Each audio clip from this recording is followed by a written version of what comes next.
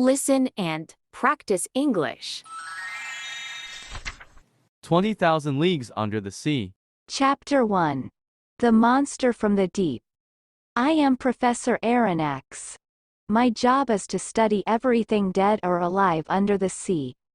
I see beautiful and ugly things down there. There is one strange experience that stays in my mind like a nightmare.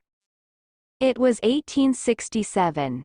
Some sailors said that they saw a dangerous giant monster living in the cold waters of the ocean. Some ships tried to find it and kill it, but they never returned. People said it looked like a whale. It was 300 feet long. Water came out of its back. It was like a big, underwater explosion.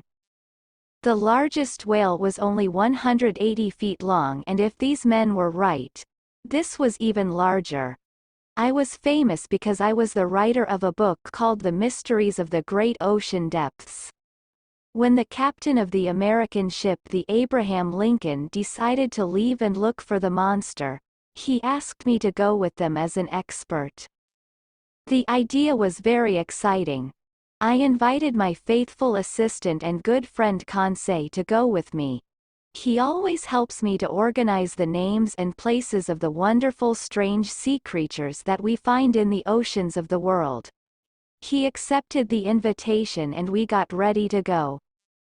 The Abraham Lincoln left New York Harbor on the 3rd of July, 1867. 500,000 people were there to say goodbye.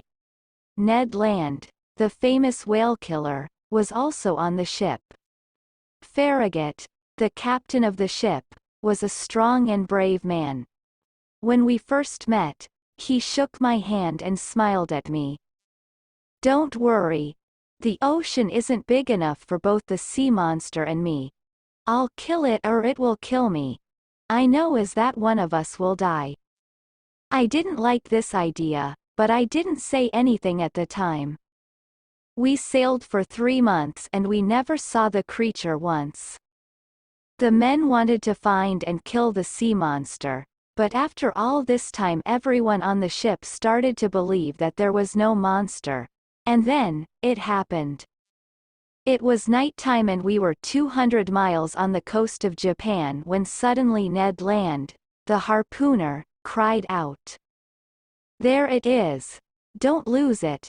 I want it, dead or alive." The men on the ship began to run and shout, "Get the ropes. Prepare the cannons." The creature looked as if it was asleep. We could see it because there was a strange light under the water. Then, a cannon fired at the monster.